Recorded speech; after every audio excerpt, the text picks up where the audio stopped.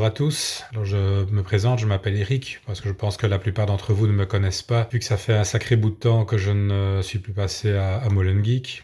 Bon, hein, le temps passe, mobilisé sur les projets chez mes clients, plus d'activités associatives. Mais voilà, comme vous, je me retrouve confiné à la maison. Bon, première fois que je vis une telle situation en quasiment 30 ans de carrière. Et voilà, c'est une situation qui pour moi est pleine d'enseignements et il y a deux, trois petites choses que je voulais partager avec vous. La première, c'est que voilà, le fait de travailler à la maison, c'est quelque chose, à mon avis, qui va avoir un énorme impact au niveau de la culture des entreprises. Il faut savoir que dans pas mal d'entreprises, beaucoup d'entreprises sont encore très réticentes à ce que leurs employés fassent du home working. Des entreprises finalement qui sont plus focalisées sur la culture du présentéisme plutôt que sur une culture orientée résultats, objectifs. Et voilà, dans la mesure où aujourd'hui ces entreprises souhaitent fonctionner encore un minimum, eh bien elles n'ont pas le choix, elles n'ont pas d'autre alternative que de permettre à leurs employés de travailler à distance. Bien sûr, ça nécessite évidemment des moyens du bord, des moyens technologiques, mais aussi une très bonne organisation et une communication tout à fait appropriée. La deuxième chose que je voulais partager avec vous, c'est le fait que ça remet un petit peu en lumière l'objectif pour lequel on crée une entreprise. Je pense que la plupart d'entre vous, vous êtes des entrepreneurs ou futurs entrepreneurs qui voulaient créer votre business. Et je pense que voilà, il est très important de ne pas confondre l'objectif et les contraintes. Alors Qu'est-ce que j'entends par là? Je vais prendre un simple exemple. Donc moi, je suis dans le domaine de la comptabilité et de la finance. Et j'entends souvent des gens qui disent, c'est vrai qu'on a une fiscalité quand même un petit peu lourde ici en Belgique. Et j'entends beaucoup de gens dire, ouais, voilà, je voudrais payer le minimum d'impôts.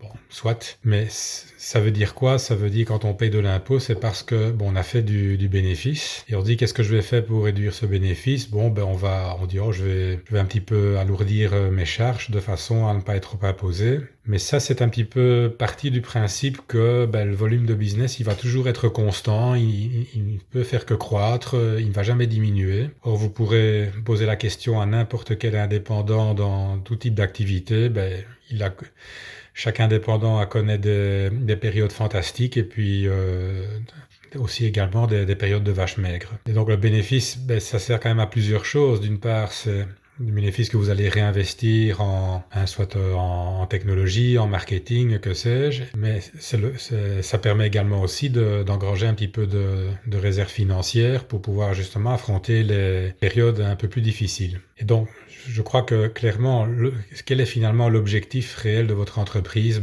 C'est le fait, c'est de pouvoir développer un projet, quelque part de transformer votre rêve en réalité. Et ça, je crois que c'est important que vous mettiez toutes les chances de votre côté pour que ce rêve se concrétise. Bien sûr, faire des réserves financières, c'est pas toujours facile, mais voilà. Encore une fois, il faut pas perdre de vue, votre projet, c'est vraiment l'objectif.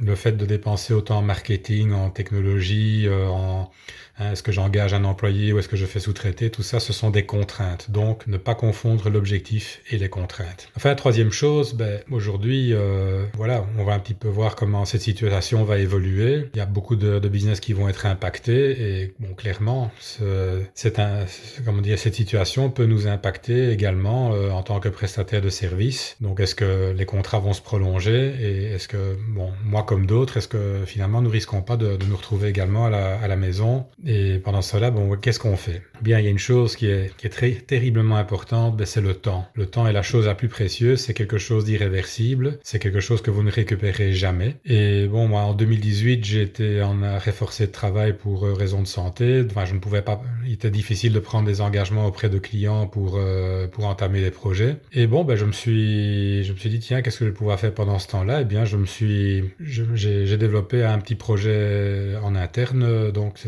j'ai développé une petite base de données qui me permettait de gérer mes timesheets, faire mon suivi de facturation. Et alors bien sûr, vous allez me dire qu'il y a peut-être des outils tout faits qui permettent de faire ce genre de choses, mais pour moi l'objectif il était multiple. De un, c'était pouvoir avoir un outil qui corresponde vraiment à mes besoins. De deux, c'était c'était aussi le fait de pouvoir m'auto-former, de pouvoir accroître mes compétences. Hein. Donc voilà, j'ai commencé à développer cet outil. Bien sûr, je suis tombé sur, voilà, sur les problèmes, comment les résoudre. Et puis petit à petit, comme on dit, je suis parvenu à faire sauter les verrous. Et donc quelque part, en même temps, voilà, ça a augmenté aussi la confiance en moi. Ça m'a apporté vraiment une source de satisfaction. Et je crois que voilà, tout ce qui peut vous apporter une source de satisfaction dans des temps plus difficiles, eh bien, c'est quelque chose de précieux. Et bon, bien sûr, développement de base de données, c'est pas vraiment les compétences premières d'un comptable, d'un contrôleur de gestion. Mais voilà, dans ce métier, on est amené aussi à manipuler des données et donc, voilà, les compétences informatiques sont clairement des compétences indispensables et complémentaires pour pouvoir vraiment offrir une bonne valeur, une belle valeur ajoutée à nos clients. Et voilà, et puis en même temps, ça permet d'ouvrir des portes. Bon, je pourrais très bien proposer ce genre de service, que je sais, une petite association ou j'ai fait ça il y a quelques années, créer une base de données pour une association, ça lui a permis de gérer ses membres.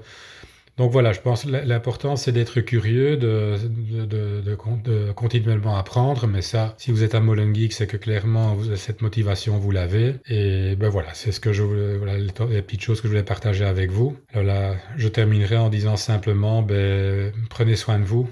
Prenez soin de vos familles, hein, soyez prudents et voilà. Mais si l'envie vous vient d'échanger un mail ou l'autre ou un chat, eh bien vous pouvez toujours me contacter. Ce sera avec un grand plaisir et ben, à bientôt j'espère. Ciao.